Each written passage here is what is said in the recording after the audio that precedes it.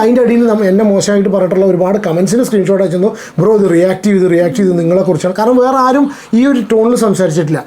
ഞാൻ സംസാരിച്ച ടോൺ ഒറ്റ ടോണേ ഉള്ളൂ. സീക്രട്ട് ഏജൻറ്റിൽ നിന്ന് സായിലേക്ക് ബിഗ് ബോസിൽ വന്ന് മാറിയിട്ടുള്ള സായിക്ക് സീക്രട്ട് ഏജൻറ്റിലേക്കുള്ള ഒരു തിരിച്ചുമാറ്റം എനിക്ക് ആ ഒരു സെൻറ്റൻസിൽ ഫീൽ ചെയ്തു.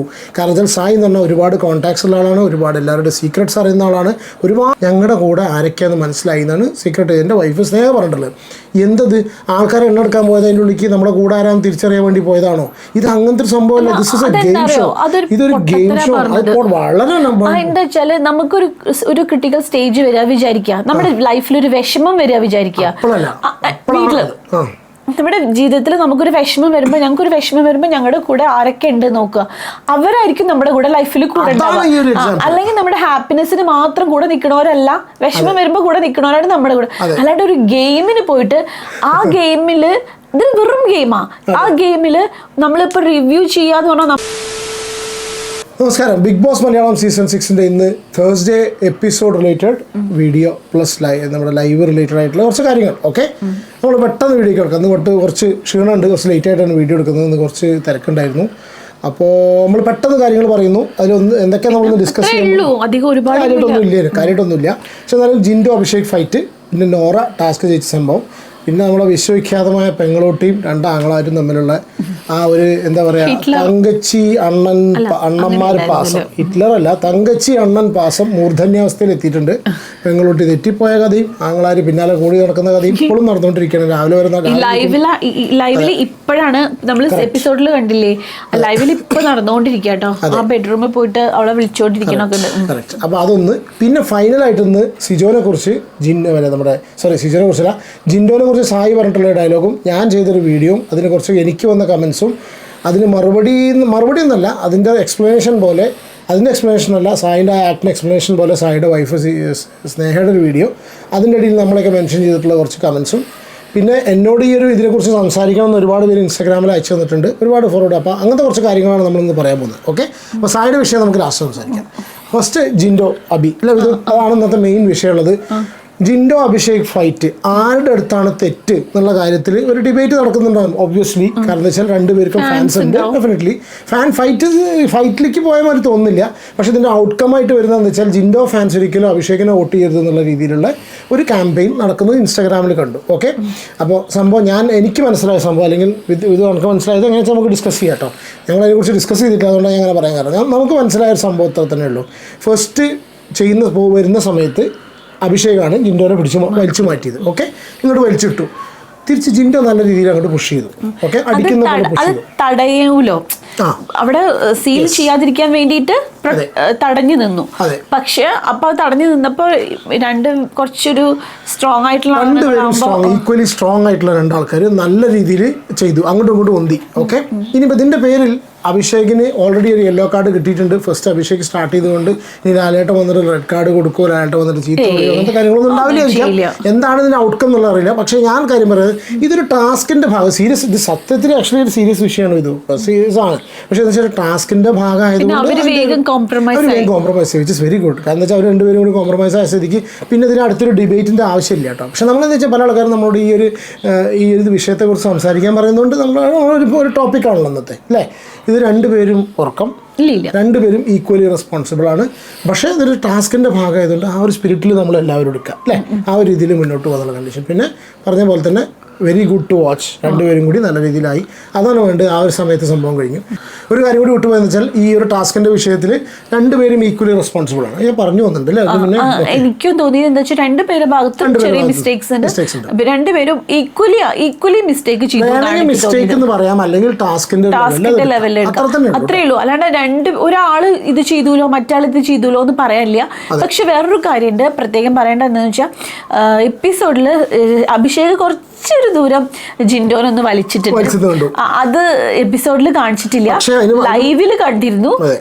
ലൈവിലും ഒരു അഡ്ജസ്റ്റ്മെന്റ് അങ്ങോട്ടും ഇങ്ങോട്ടും എപ്പിസോഡിൽ കാണിച്ചത് ഇങ്ങനെ കാണിക്കലില്ല, അങ്ങനെയൊക്കെ ഒരു ഇതാ. എനിക്ക് രണ്ടാമത്തെ കേസ് പറഞ്ഞത് ആ വലിച്ചിട്ടെങ്കിലും വലിച്ചിട്ടതിന് ശേഷം വീണ്ടും ജിൻഡോ നീട്ടിട്ട് ഇടിക്കുന്ന പോലെ പുഷ് അത് ഫസ്റ്റും അഭിഷേകിനെ ജിൻഡോ ഒന്ന് പുഷ് ചെയ്തിട്ടുണ്ട്, അഭിഷേക് തിരിച്ചുകൊണ്ട്. അപ്പൊ അത് എനിക്ക് തോന്നുന്നു രണ്ടുപേരും ഒരുപോലെ, അതുകൊണ്ടായിരിക്കും അവർ കോംപ്രമൈസ് ആയത്, വലിയ പ്രശ്നത്തേക്ക് പോവാണ്ടിരുന്നത്. അപ്പൊ ഇനി നമ്മള് ഈ കുറെ ഫാൻസ് ആയിട്ട് ഇനി പ്രശ്നം ഉണ്ടാക്കാതിരുന്നാൽ മതി. അവര് കോംപ്രമൈസ് ആയി, അവർക്ക് രണ്ടുപേരും ഭാഗത്തും തെറ്റുള്ളതുകൊണ്ട് രണ്ടുപേരും കോംപ്രമൈസ് ആയി. അപ്പൊ അത് അങ്ങനെ കഴിഞ്ഞു. ഓക്കെ.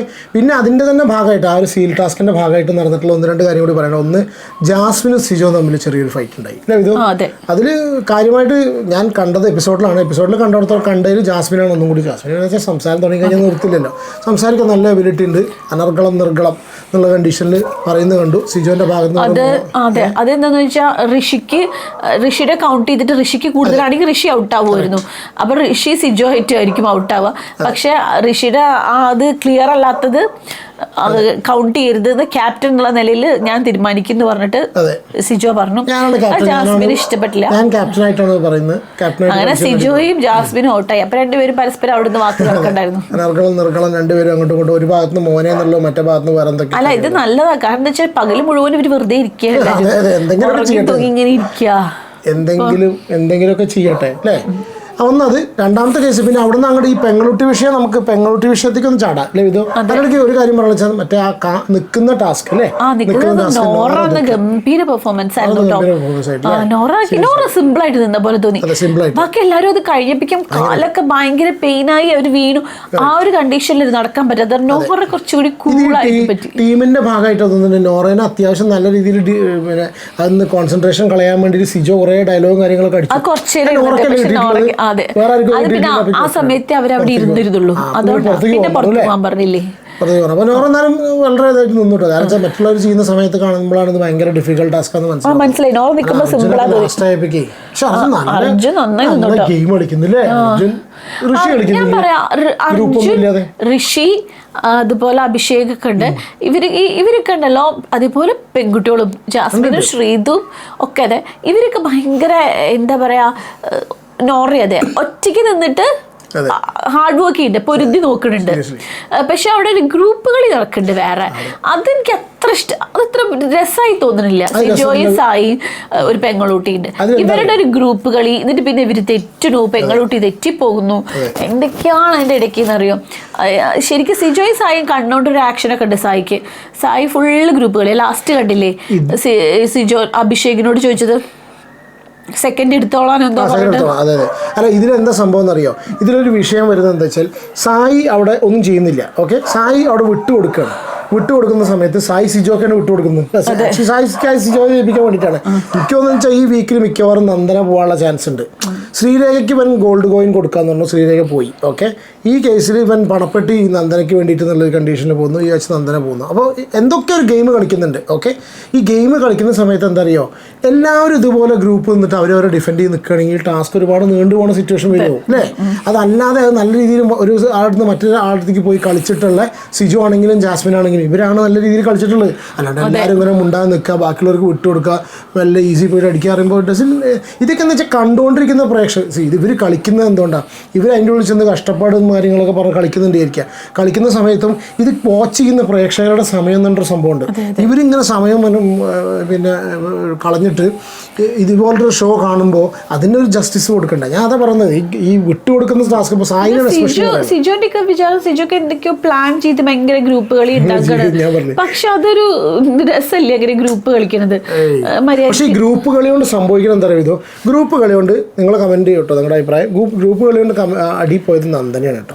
നന്ദന ഒറ്റയ്ക്ക് കളിക്കുന്ന സമയത്ത് അത്യാവശ്യം നല്ലതായിട്ട് കേപ്പബിൾ ആയിട്ട് നല്ല ഒരു പെൺകുട്ടി എന്നുള്ള കണ്ടീഷനിലല്ല, അവർ നല്ല പെൺകുട്ടി എന്ന് പറയല, നല്ലൊരു അതിന്റെ അത്യാവശ്യം നല്ല രീതിയിൽ ഫിസിക്കൽ ടാസ്ക് ആണെങ്കിലും ഒക്കെ ചെയ്യാൻ.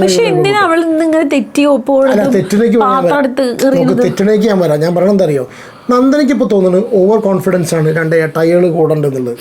എനിക്ക് തോന്നുന്നതാണ്. അല്ലെങ്കിൽ ഒറ്റയ്ക്ക് കളിക്കുന്നതല്ല, എന്ത് വന്നാലും എൻ്റെ ചേട്ടായിമാരുണ്ട് കൂടെ എന്നുള്ള ഒരു പെങ്ങളുട്ടിയുടെ ആ ഒരു കോൺഫിഡൻസ്, ഒരു ഓവർ കോൺഫിഡൻസ് ആയി സ്വയം കുഴിയിലേക്ക് പോകുന്ന ഒരു സിറ്റുവേഷൻ പോലെ നന്ദനയുടെ കേസ് വന്നിട്ടുണ്ട്. അത്രയ്ക്ക് വായക്കിട്ട് അടിച്ചിട്ടും സംഭവമായിട്ട് നന്ദന ടാസ്ക് ചെയ്യിച്ചിട്ടില്ല അല്ലേ?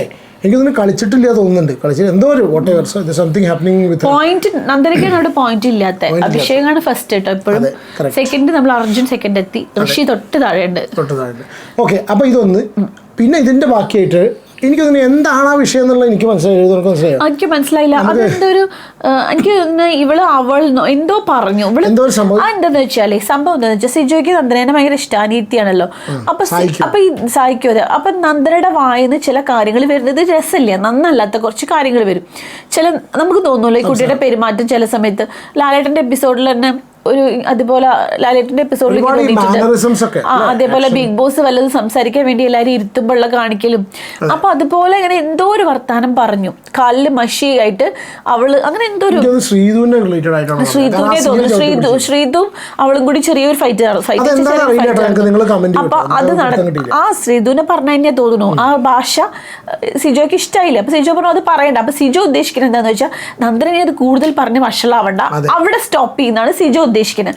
സിജോ ലൈവിൽ സായിനോട് പറയുന്നുണ്ട് കേട്ടോ. അത് ഞാനത് അവളുടെ ചില ആ കാര്യങ്ങൾക്ക് ഇഷ്ടമല്ലാത്ത ഭാഷ ഞാൻ വേണ്ട ഇപ്പം അങ്ങനെ പറയണ്ട എന്നാണ് സ്റ്റോപ്പ് ചെയ്യുന്നത്.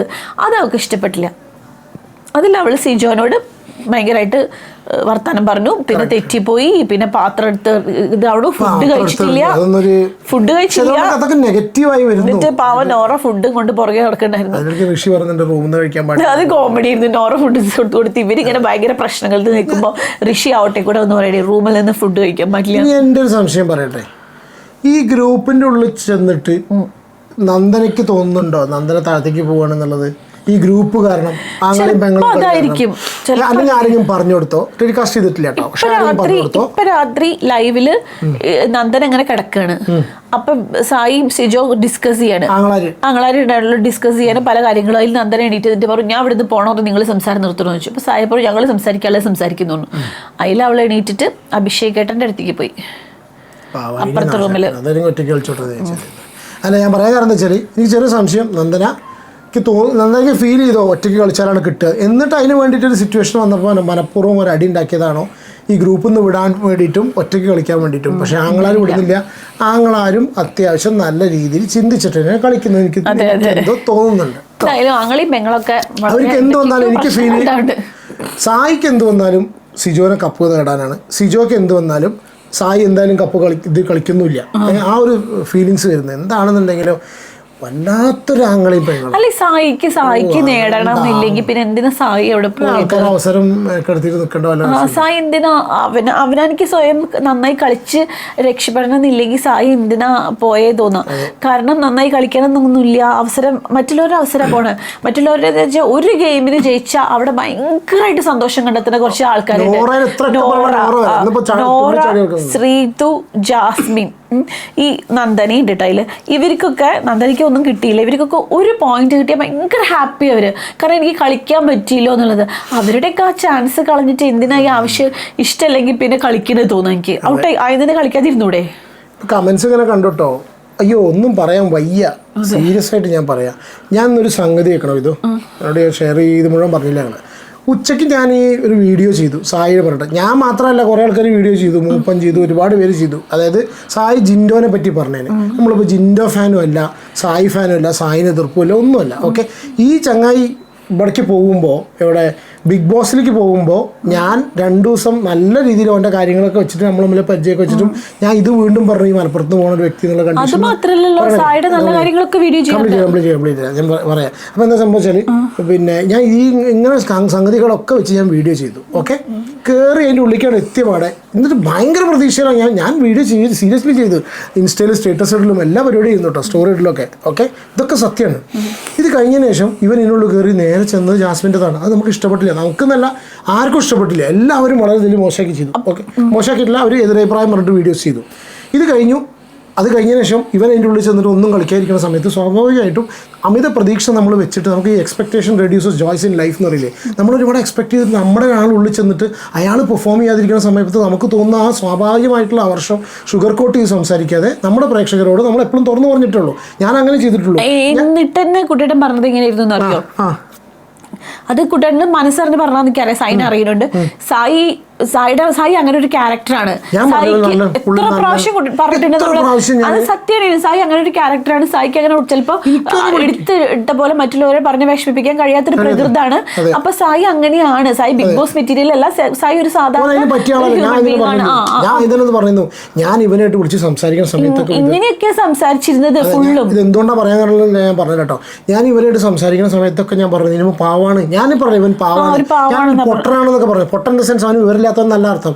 ഒരു സാധുവാണെന്നുള്ള കണ്ടീഷനിൽ ഞാൻ ആ രീതിയിലാണ് പറഞ്ഞത്. പക്ഷേ ഓൺ ദ സെയിം ടൈം അവൻ ചില കാര്യങ്ങൾ ചെയ്യുന്ന സമയത്ത് അത് സായി എന്നല്ല എല്ലാവരും ചെയ്യുന്ന സമയത്ത് നമ്മൾ ഒരുപാട് വിമർശിച്ചിട്ടുണ്ട്. ഏറ്റവും കൂടുതൽ വിമർശിച്ചിട്ടുള്ളത് ജാസ്മിനെയാണ് അല്ലേ, നോറേനെയാണ് വിമർശിച്ചിട്ടുള്ളത്. ഇത് അത്രയൊന്നും ഇല്ല, മിക്സഡ് ആയിട്ടാണ് സായിനെ പറഞ്ഞിട്ടുള്ളത്. ഇന്നത്തെ എപ്പിസോഡിൽ സായി എന്ത് കാണിക്കുന്നു അത് നല്ല പറഞ്ഞു തരും. അങ്ങനെ സ്നേഹം വന്ന സമയത്ത് ഞങ്ങൾ ഏറ്റവും കൂടുതൽ പേഴ്സണലി എൻജോയ് ചെയ്തൊരു മൊമെന്റ് ആണ്.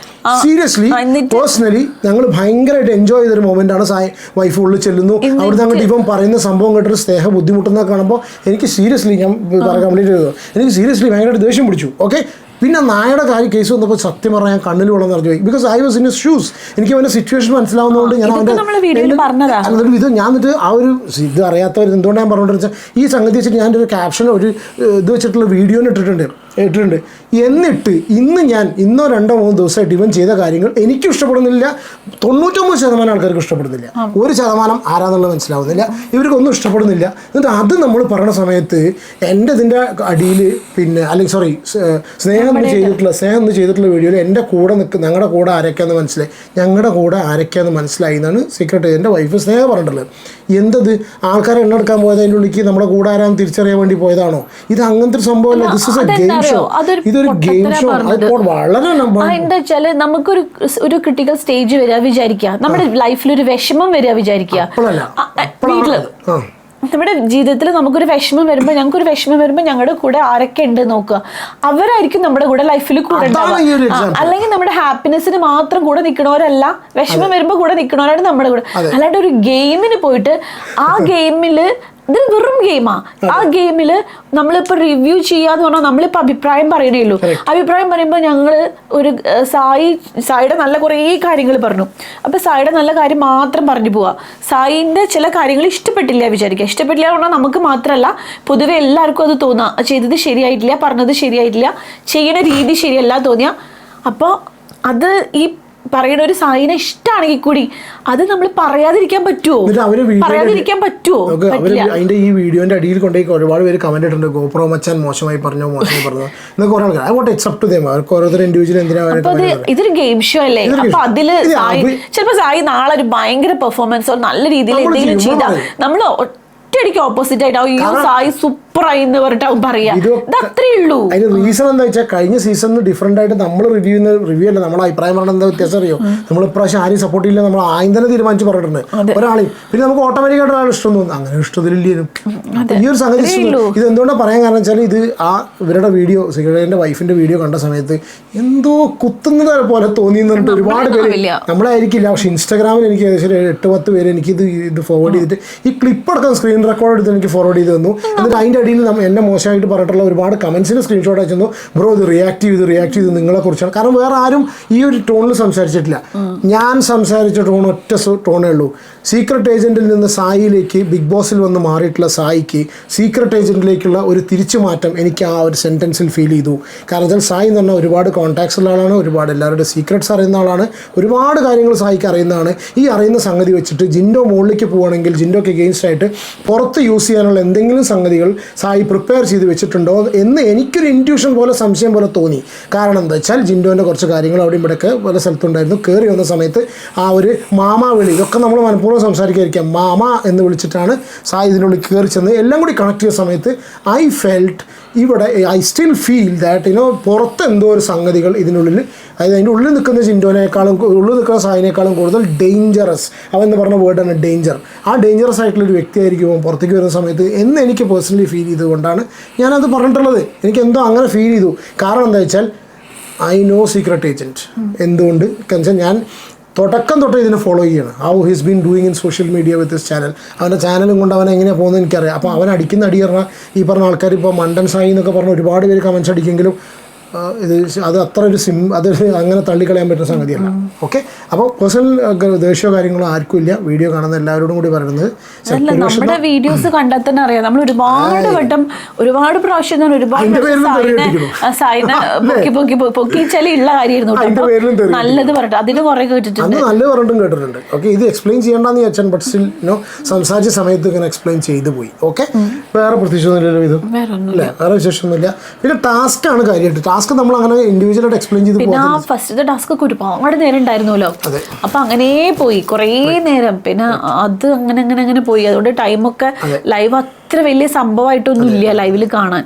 പിന്നെ ഈ ടാസ്ക് വല്ലാണ്ട് എക്സ്പ്ലെയിൻ ചെയ്തെന്താ അറിയോ, നിങ്ങൾ പകരം എല്ലാവരും ടാസ്ക് ഉണ്ട്, ഞങ്ങൾ നെക്സ്റ്റ് ഡേ അല്ലേ വീഡിയോ ചെയ്യുന്നത്. ഇനിയിപ്പോൾ എന്താ പോയി ടാസ്ക് ഇൻഡിവിജ്വൽ പറഞ്ഞു പോകാനുള്ളത്? എന്തെങ്കിലും കോൺട്രവേഴ്സി ഉണ്ടാവാൻ നാളെ ഒരു വമ്പൻ കോൺട്രവേഴ്സികൾ ചിലപ്പോൾ വരാനുള്ള ചാൻസ് ഉണ്ട്. നാളെ ചിലപ്പോൾ വരും, മിക്കവാറും വരും. നോക്കാം നമുക്ക് കേട്ടോ. അങ്ങനെ സാധനം അയ്യ പിന്നെ വെറുതെ കഴിഞ്ഞിട്ട് പറഞ്ഞില്ല കേട്ടോ. അപ്പോൾ take care and God bless. വേറെ പ്രത്യേകിച്ചൊന്നും എല്ലാവരും ഇൻഡിവിജ്വലായിട്ട് നല്ല രീതിയിൽ ഗെയിം കളിക്കട്ടെ, നല്ല രീതിയിൽ മുന്നോട്ട് പോകട്ടെ. അപ്പോൾ ഇത്ര തന്നെയുള്ള വീഡിയോ ഇഷ്ടപ്പെട്ടാൽ ലൈക്ക് ചെയ്യുക, ഷെയർ ചെയ്യുക, സബ്സ്ക്രൈബ് ചെയ്യുക. Take care and God bless. Bye bye.